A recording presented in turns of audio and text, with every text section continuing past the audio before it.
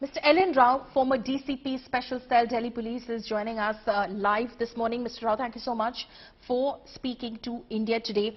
Whatever details so far that you've heard so far about the case, sir, where do you think the lapses have been, especially given that there are so many questions that are being raised about a girl's body being dragged around by a Baleno car in the wee hours of the morning for 10 to 12 kilometers, possibly about at least 3 police jurisdictions, 3 thanas being crossed during this time, but nobody seems to see the girl.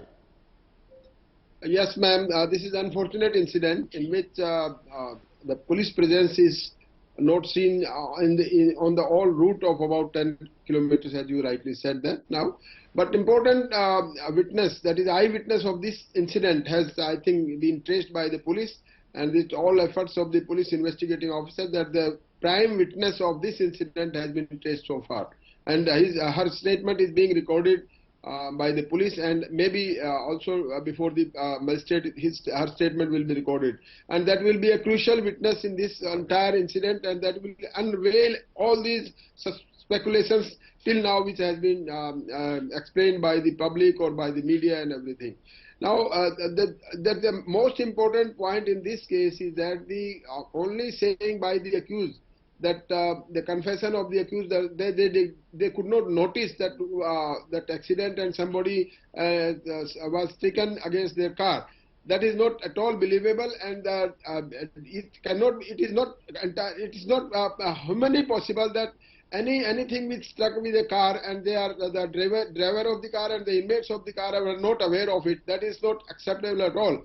And only this fact that they were in the knowledge that somebody has hit, and probably they might have seen the scooty striking against the car, and that it was their moral duty to stop the car immediately, and if to see that whether was there any body or any person has been hit by their car, and that if that person was injured, their prime duty was to take them to the hospital. And not doing this, that amounts to that they were in the knowledge of this thing, and then dragging that dead body to the long distance.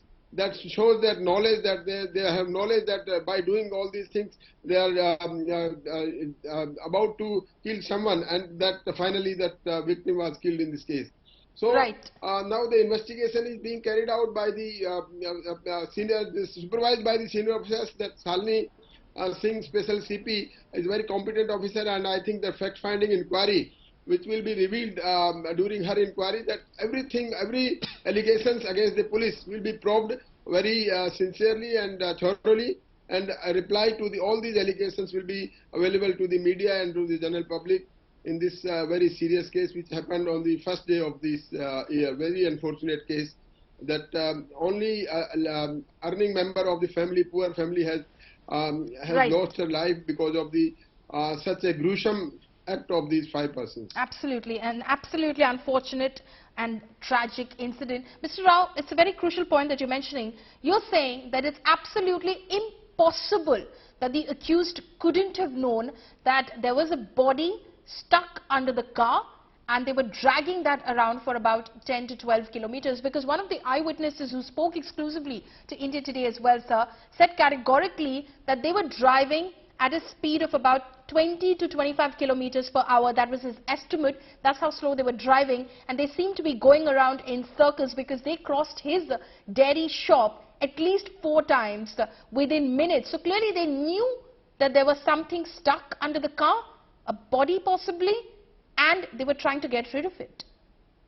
Yes, that is also possible, because driving a car at 20 kilometers per hour, it itself shows that they were searching a place, or they were thinking that definitely they were known that the body was stuck up there, because according to them, their car stuck against the scooty, and which was driven by a female.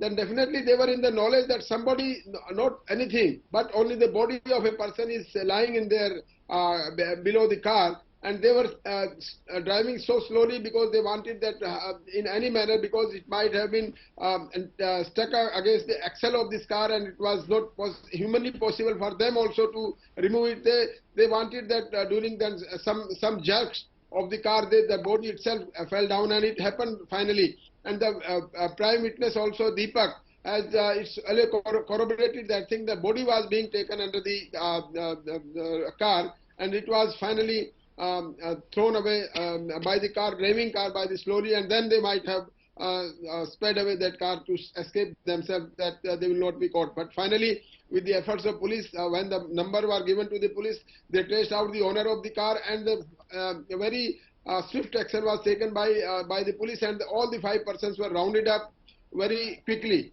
But only the version of these 5 persons was believed by the police investigating officers in the beginning, and that is only main reason that this case was registered under section 304A IPC initially, which was not quite correct procedure to register an FIR. Okay. Seeing all these facts and circumstances, initially the case should have been registered under section 304, which is IPC, and which is a culpable homicide not amounting to murder. Right. It contains maximum punishment. Part 1 of 304A, 304 Part 1 IPC, maximum punishment is life imprisonment, and Part 2 maximum punishment is 10 years. That's a very critical point that and you're making. Another lapse by the Delhi police, that they believed the word of the 5 accused in this case, took it at face value, in fact imposed lighter sections of the IPC, 304A, as you say, eventually, of course, changing that to IPC section 304, culpable homicide not amounting to murder. Another major lapse that the Delhi police has to answer for. Mr. Rao, thank you so much for joining us this morning.